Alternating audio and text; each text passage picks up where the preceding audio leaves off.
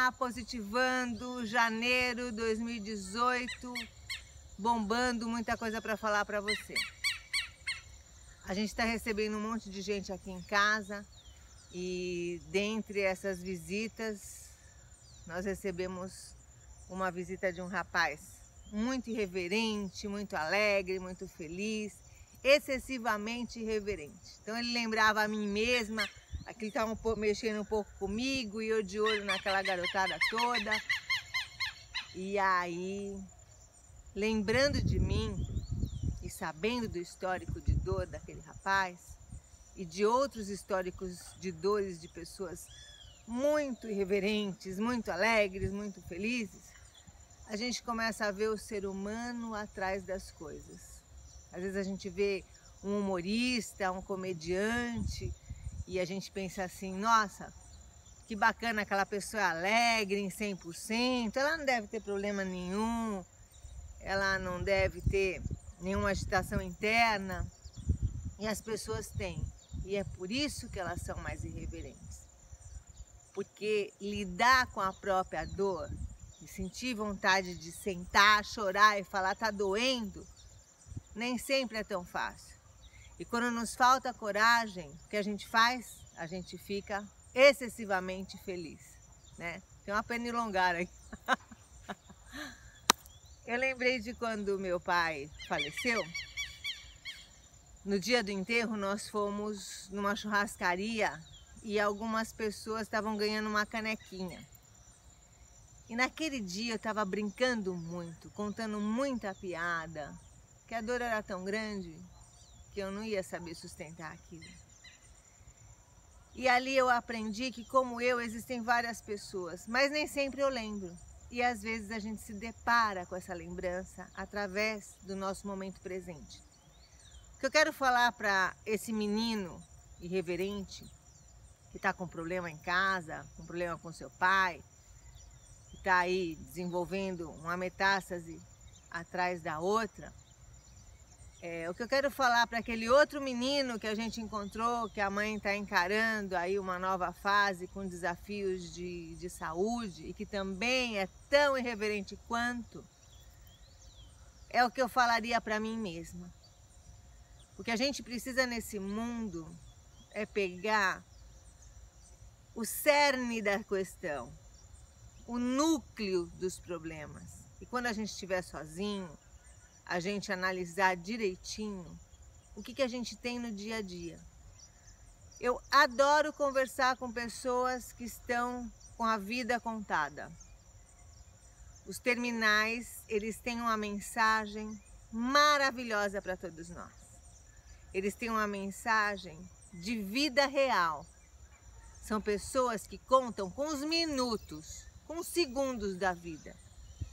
E diferente da nossa irreverência, que a gente quer beber, contar, fazer, acontecer, eles têm uma quietude. Eles sorriem e eles são gratos. A mesma coisa eu aprendi convivendo com os pais de crianças da APAE. Eles não querem saber se os filhos vão ser médicos, engenheiros, advogados, se aquela profissão dá dinheiro para eles estudarem. Ah, meu filho, não faz essa faculdade não, porque isso não dá dinheiro. É o que a gente escuta hoje na organização aí financeira, educacional dos pais para com os filhos. A maioria dos pais que estão ali na APAE, eles são gratos por um dia de vida do seu filho. Coisa que a gente não faz no dia a dia. A gente não agradece nada, a gente reclama muito. E é um baque total conviver com essas pessoas, porque são realidades completamente diferentes da nossa.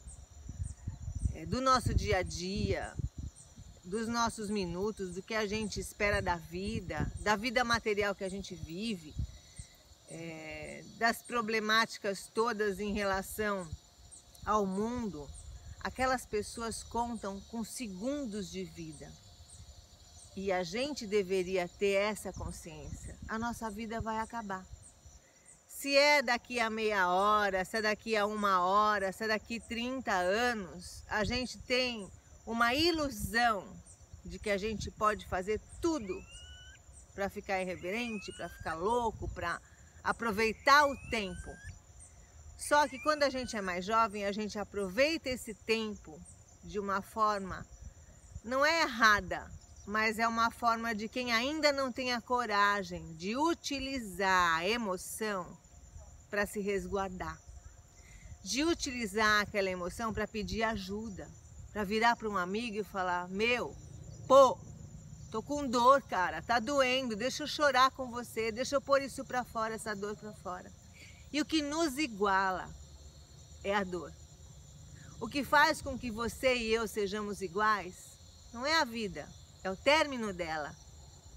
E ao mesmo tempo é o começo da consciência de que a vida acontece todo dia.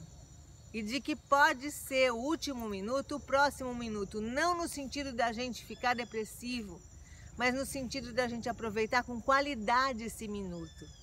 O quanto de utilidade a gente vai ter naquele minuto.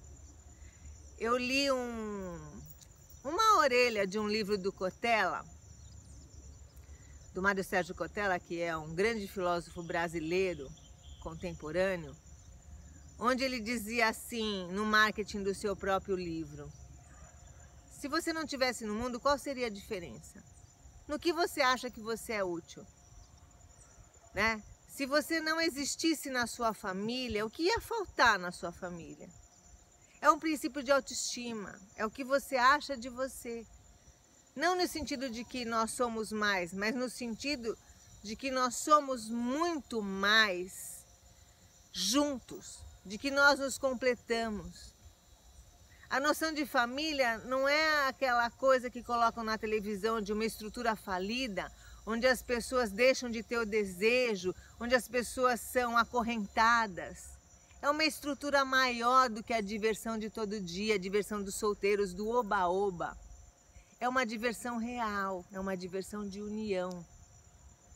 Ontem eu escutei também, quando a gente está com a molecada conversando, a gente escuta muitas coisas. E eu escutei também a história de uma família que é assim intensa. Eles brigam, eles se beijam. E aí o rapaz estava conversando comigo, disse para mim: tia Nilma, eles são intensos, eles brigam, eles se entretêm, daqui a pouco eles estão brigando de novo, daqui a pouco eles se abraçam. Mas eu adoro aquela família. Por quê? Porque aquela família tem vida. E a gente, vou me emocionar para variar, tá, Positivando? A gente tem noção de família, de valor de família, não é quando a gente está no meio dela, é quando a gente perde. É quando a gente não tem mais. Ou quando a gente nunca teve e olha aquelas pessoas e a gente perde a noção de que a gente pode promover aquela vida toda com o que a gente tem, com os nossos amigos, com os nossos vizinhos. Então, meu amigo, se você está no meio da dor, peça ajuda. Tenha coragem de chorar, para que a sua irreverência seja maior do que a sua própria dor, no sentido de alegria interna. O que é que eu fiz com a dor da perda dos meus pais, dos meus tios, dos meus avós, que eram importantes para mim? Eu não sei se eu positivei, mas eu acho que sim. Sendo mais alegre do que eu podia ser, sendo mais amante da vida do que eu poderia declarar. Porque o mínimo que a gente pode fazer, na minha cabeça, é isso, tá, gente? Das coisas que eu já li, das coisas que eu vivi nesses 55, quase 56 anos de vida. Passa na minha cabeça o seguinte: o mínimo que a gente pode fazer para agradecer a vida, se os pais foram bons, a eles. Se eles foram maus, entre aspas, eles já deram a vida pra gente. Então, se a gente não puder agradecer aos pais, mas eu vou agradecer a vida para os pais, eles me abandonaram, eles me deixaram no orfanato, eles me deixaram em algum lugar, eu fui criada pela avó, pela tia. Seja grato por quem lhe amou. E o mínimo que a gente pode fazer por essas pessoas que nós amamos e que foram embora, ou que ainda estão aqui, que é melhor ainda, é sermos mais felizes do que a gente pode ser. É todo dia olhar o amanhecer Para mim só funciona depois do banho e do café. E dá aquela respirada e dizer, eu tô um dia mais vivo. Então eu vou ser um dia mais útil. Porque quem criou isso aqui, deixou a gente aqui com um propósito.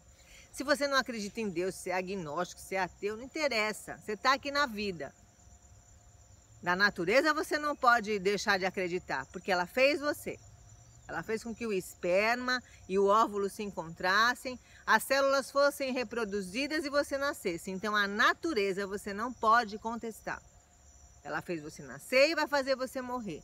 Então no intervalo entre a sua vida e a sua morte, já que você questiona que você vai ser finito no sentido físico e não acredita na vida espiritual, presta atenção. O mínimo que você pode fazer é ser feliz nesse intervalo, mas ser feliz de verdade. Ser grato de verdade, porque o amor é gratidão.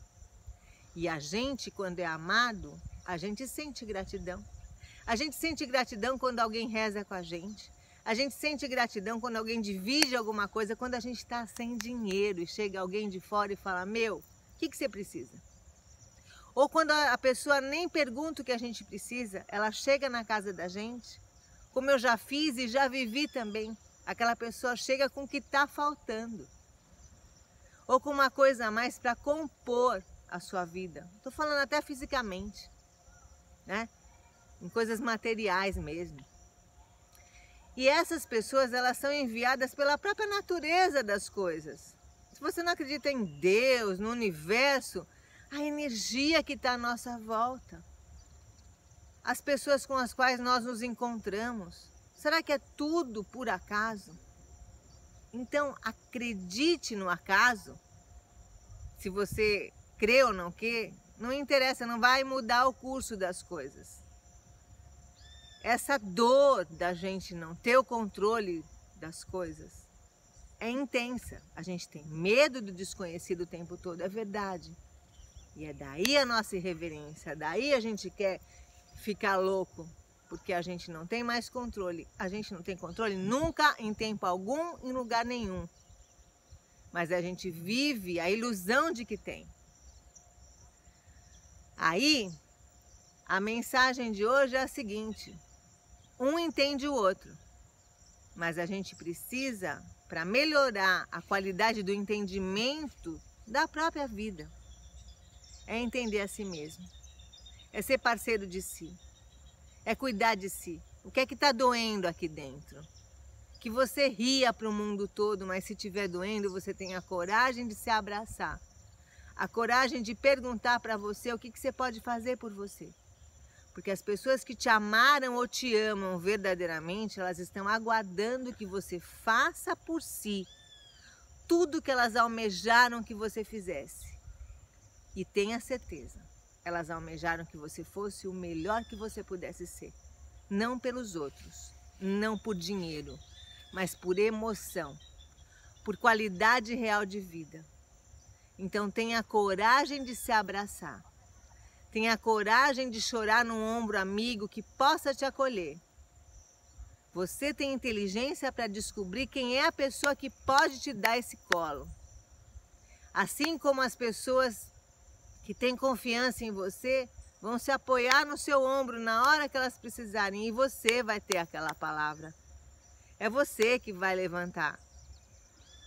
Então eu, particularmente, não acredito no acaso. Eu acho que a gente é um imã. Eu acredito assim. Se você não acredita assim, não vamos trocar o mundo em desavença. Preste atenção ao seu redor, começando por você com você.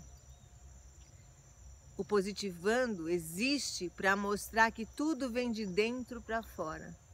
E as coisas que nos atingem aqui dentro, elas vêm pelo amor que a gente sente aqui também. Então, que nós tenhamos a coragem de fazermos o melhor com o nosso melhor. E tenhamos também a coragem de nos retrair diante daquilo que nós não podemos modificar e nem ajudar. Esse jogo de cintura a gente aprende vivendo, esse ensaio e erro, a gente não acerta o tempo todo. Agora, numa coisa a gente acerta, no sentir. Se a gente tem alguma coisa errada aqui dentro, o universo, o dia a dia, vai te mostrar um jeito de ser trabalhado aquilo.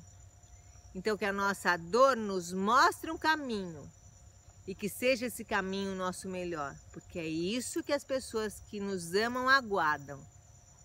E nós temos a obrigação de sermos gratos pela própria vida que nós abraçamos e que nos abraça todos os dias, do começo ao fim. É isso, positivando.